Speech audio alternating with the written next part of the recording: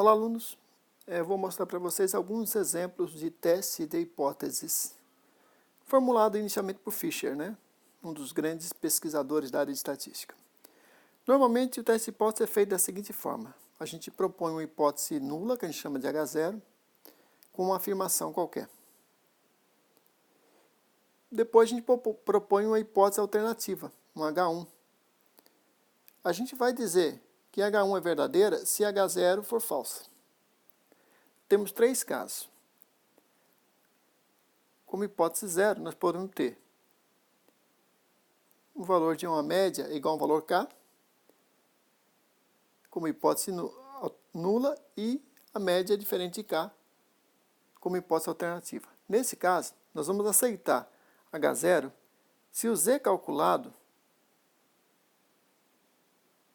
ficar aqui dentro dessa região. Aí a gente aceita o H0. Ou seja, esse limite aqui chama Z crítico. Bom, a gente sabe que para 95% de nível de confiança, só um exemplo aqui, pode ser qualquer valor, pode ser 90%, 99%, mas para 95%, a gente tem uma área aqui de 2,5%, e esse valor aqui é menos 1,96 e mais 1,96. Se o Z calculado estiver entre esses dois valores, a gente aceita H0. Se a gente aceita H0, significa que H1 é falsa. Uma outra possibilidade que nós temos é quando o μ, ou a média, indicada é menor ou igual com o valor K. Nesse caso, a hipótese alternativa é que a média é maior que o valor K. Nesse caso é um teste chamado de unicaudal, e a gente vai aceitar H0, exatamente como eu escrevi ali em cima, já nem vou precisar escrever de novo. Nessa região aqui, ó. A gente pode aceitar H0 se o meu Z calculado estiver aqui dentro.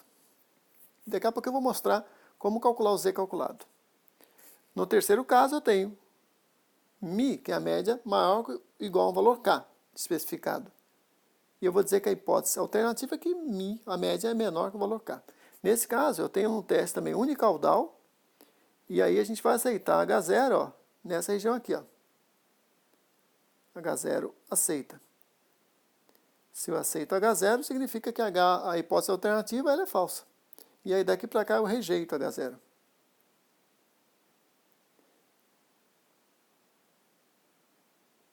Então, se eu calcular o Z e o Z cair aqui, eu aceito H0. Se eu calcular o Z e cair aqui, eu vou aceitar. Vejam, se cair aqui, eu aceito, e se cair aqui, eu rejeito H0. Agora, um detalhe. Nesse caso, ó, é menos 1,64. No caso do Z, né? Quando eu usar o Z. Por que isso? Porque aqui eu tenho uma areazinha de 5%. Nesse caso aqui, vejo que eu tenho mais 1,64. Esse valor aqui é o Z crítico, né?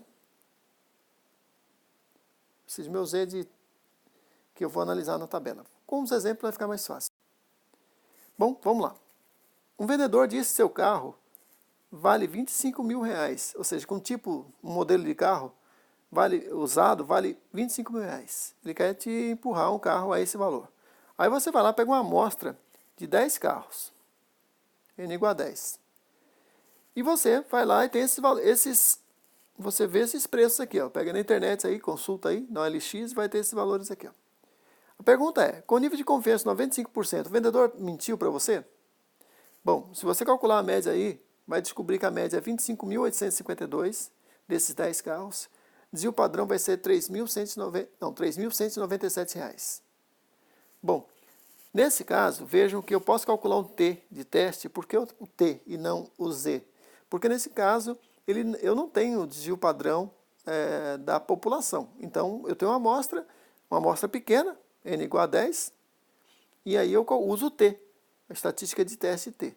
X barra, nós calculamos aqui agora, menos a média que ele informou, 25 mil, dividido pelo desvio padrão, está aqui, raiz de N, raiz de 10. Esse valor calculado deu 0,84. Então, vamos colocar aqui, ó.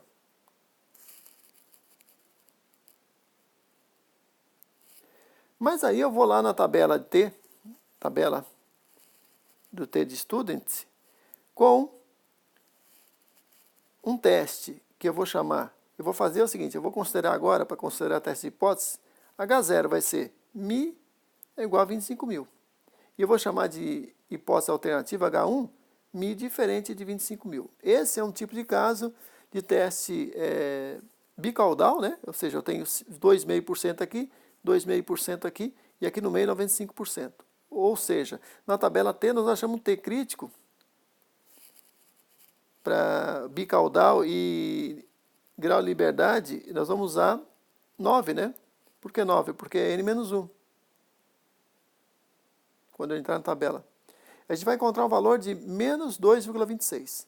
Bom, considerando que o nosso valor aqui, 0,84, ele está aqui dentro, né? Está dentro aqui da região de aceitação, a gente vai, com 95% de nível de confiança, aceitar que o vendedor está certo. Ou seja, que a média, o valor do carro está valendo 25 mil. Porque os valores calculados, né?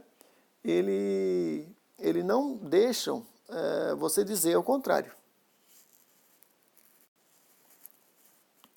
Outro exemplo aí com carro. O vendedor diz o seguinte, que um determinado carro usado vale 19.100 ou mais. Aí você vai lá no OLX e descobre, ou pega uma amostra com 12, N igual a 12, e tem esses valores. Calculando a média, dá R$ 18.886, com desvio padrão de 1.397. Nesse caso, a hipótese nula vai ser que a média do preço de carro é maior ou igual a 19.100. Ele diz que é 19.100 ou mais. E a hipótese alternativa é que Mi é menor que 19.100. Bom, o T calculado, você já sabe como faz, é a média menos a média informada pelo vendedor, aqui, Mi, S sobre raiz de N. Raiz de N é 12. Deu um T calculado de menos 0,53. Bom, o meu T crítico, eu vou comparar esse valor com o T crítico. O T crítico, ele é obtido pela tabela. Tabela T de Student. De novo, eu usei o T por conta da amostra ser pequena e porque eu não tenho desvio padrão de população. Nesse caso, vocês vão ver o seguinte. O T, na tabela, é de menos 1,793. Então, como é que eu descobri esse valor? Eu descobri esse valor com grau de liberdade igual a 11, né? Na tabela T de Student. Como o meu T calculado deu menos 0,53, está na região de aceitação. Ou seja, com 95% de nível de confiança, não podemos rejeitar H0. Então, a gente tem que aceitar o fato de que o vendedor está falando a verdade, de que o carro vale 19.100 ou mais. Olha, quando a gente analisa teste de hipótese, a gente pode cometer dois tipos de erro. O erro a gente chama de tipo 1 e o erro tipo 2. Eles estão aqui identificados aqui nessa tabela.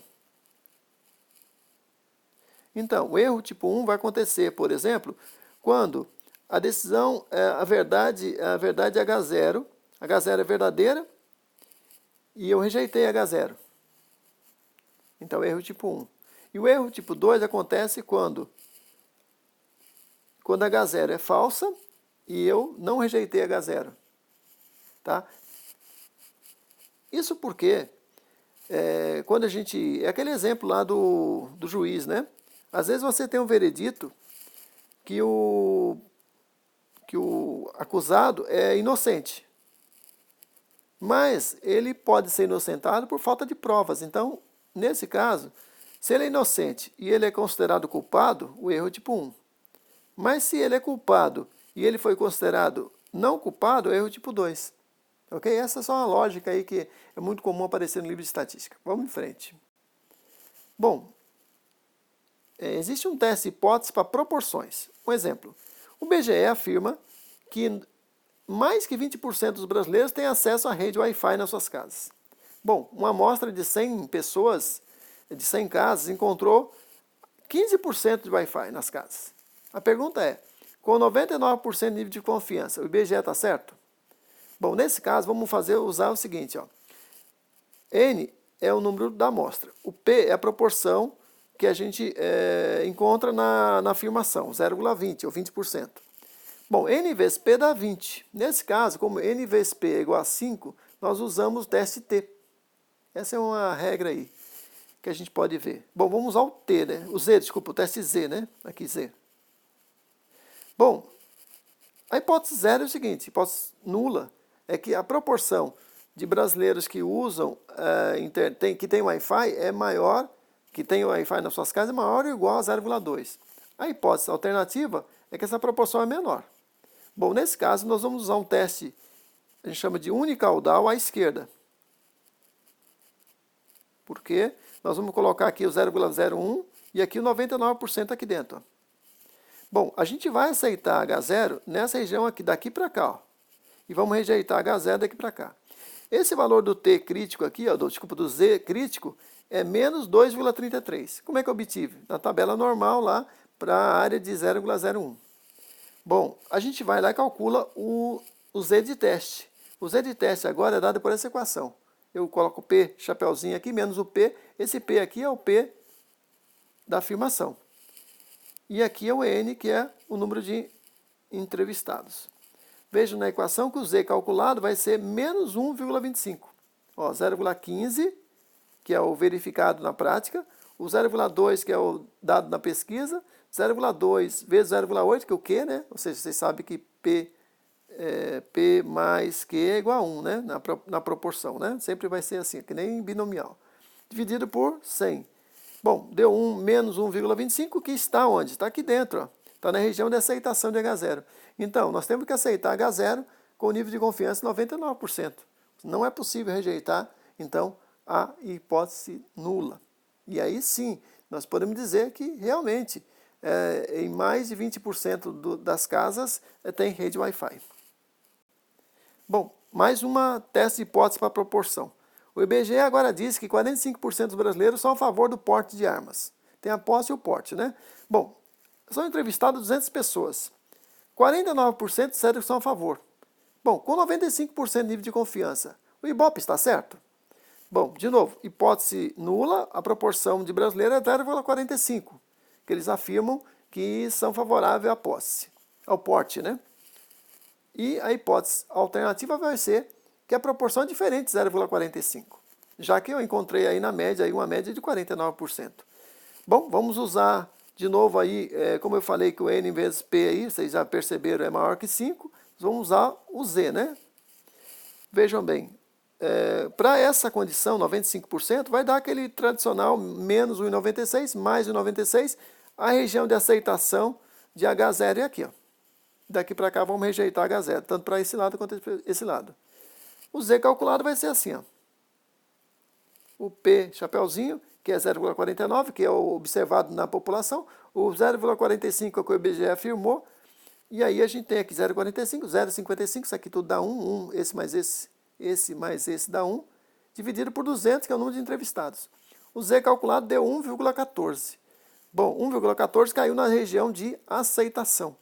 Então, com 95% de nível de confiança, nós temos que aceitar H0. Sim, o IBGE tem razão e é possível afirmar que 45% dos brasileiros são favoráveis ao porte de armas mesmo, de acordo com a pesquisa. Isso é só um exemplo, né? Não tem relação com a realidade. Tá? Eu não conheço aí as estatísticas verdadeiras a esse respeito nesse momento. Teste hipótese para a proporção. O Ibope vai lá e diz agora que mais 55% dos jovens gostam de jogos. Bom, 425 jovens são entrevistados e desses apenas 255 disseram que gostam. Bom, com 95% de nível de confiança, o Ibope está certo? Bom, de novo lá. Proporção, a gente vai considerar que hipótese nula. A proporção de brasileiros que gostam de jogos é menor que 55%. E a hipótese alternativa é que a proporção de brasileiros que gostam de jogos é mais que 55%, ou 0,55%. Veja que a maneira como propus aqui agora, né, eu deixei a hipótese alternativa com o valor afirmado pelo IBGE. E então, é aquela história. Se eu conseguir provar que H0 é falsa, então vale a hipótese alternativa, H1. Vou usar, de novo, N vezes P é maior que 5. Essa é a regra, o N é o número de entrevistados e o P é a proporção, né, informada. Veja aí então, Z calculado vai ser dessa forma, que vai ser 2,07. Eu vou procurar, esse é um teste unicaudal, né?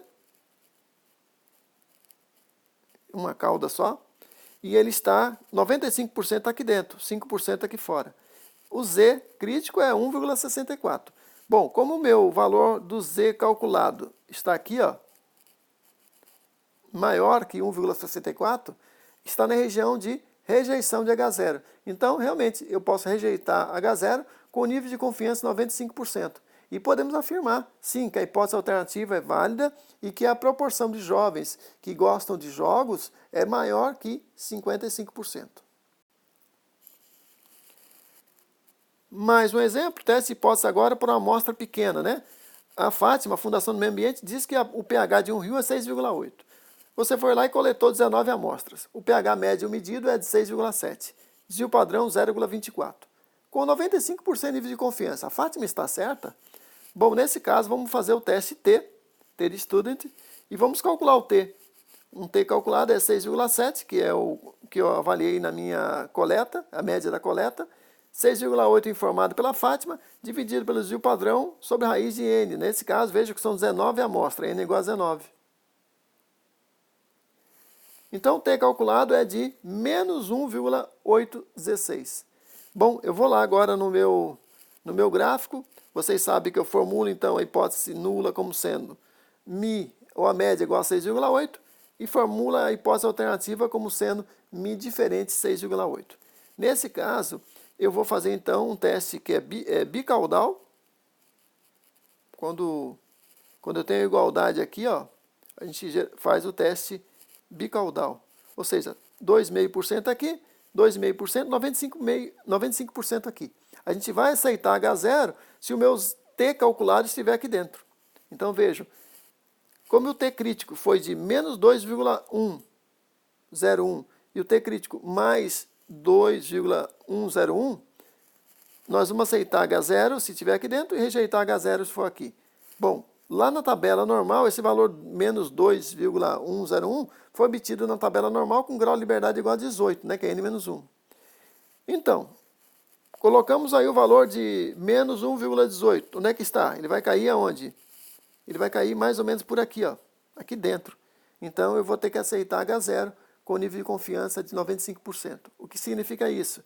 É possível afirmar, sim, que a média do pH, que o pH do rio é de 6,8, com 95% de nível de confiança. Apesar de eu ter tirado aí 19 amostras e ter dado um valor um pouquinho diferente aí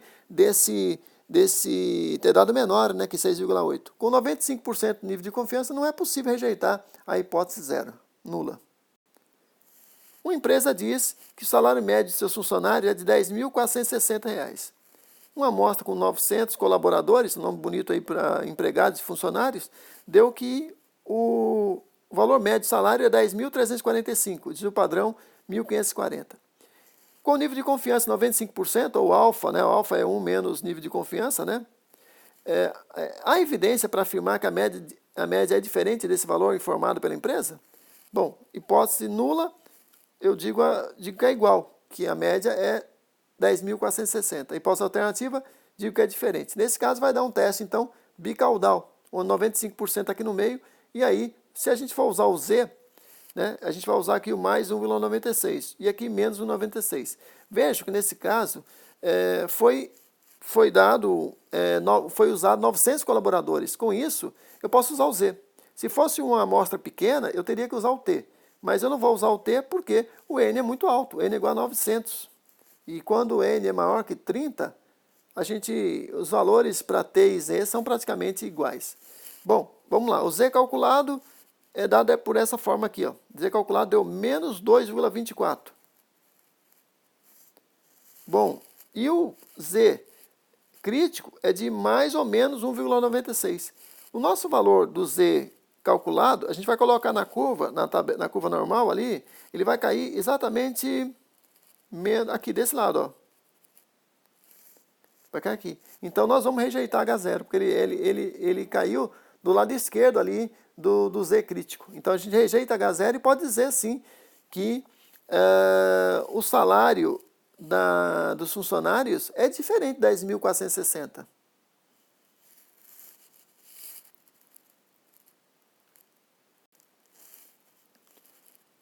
Outro exemplo, um Uno usado. O revendedor diz que o Uno está valendo mais que 23.900. Uma amostra de 14 carros, vai lá, pega no LX lá, deu média de 23 mil. E diz o padrão de 1.113. Bom, nesse caso, o vendedor está mentindo ou está falando a verdade?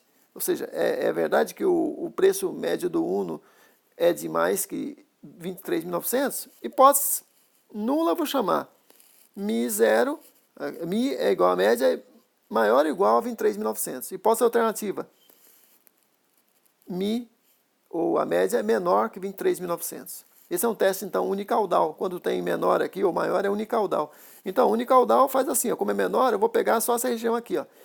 Eu vou rejeitar a hipótese nula se o meu valor de T calculado for maior, estiver aqui.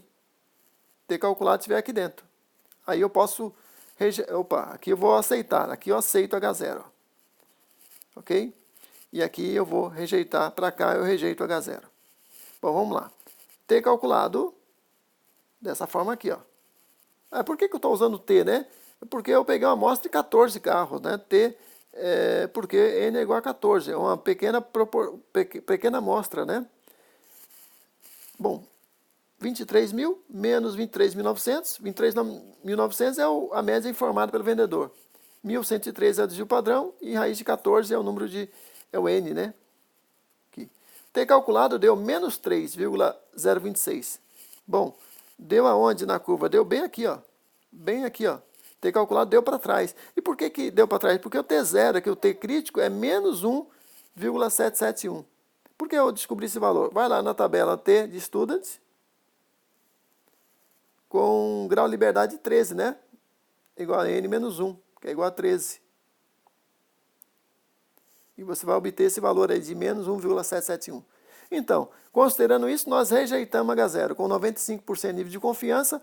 Realmente, nós rejeitando H0, eu tenho que admitir, então, que o preço do carro ele é menor que 23.900 e o vendedor está mentindo. E aí tem a tabela para T, aí um resumo da tabela T de Students, né? Com alguns valores. Eu vou explicar melhor, por exemplo, aqui é 13. E aqui é um teste unicaudal com alfa 0,05. Vem aqui e acha o valor de T, o T crítico. Aqui está a tabela T normal completinha, vocês podem ver aí nos exemplos que eu estou usando. Quando for bicaudal, então eu vou usar essa linha aqui. Quando for unicaudal, eu vou usar essa linha aqui. É isso, espero que tenham entendido e até a próxima aula.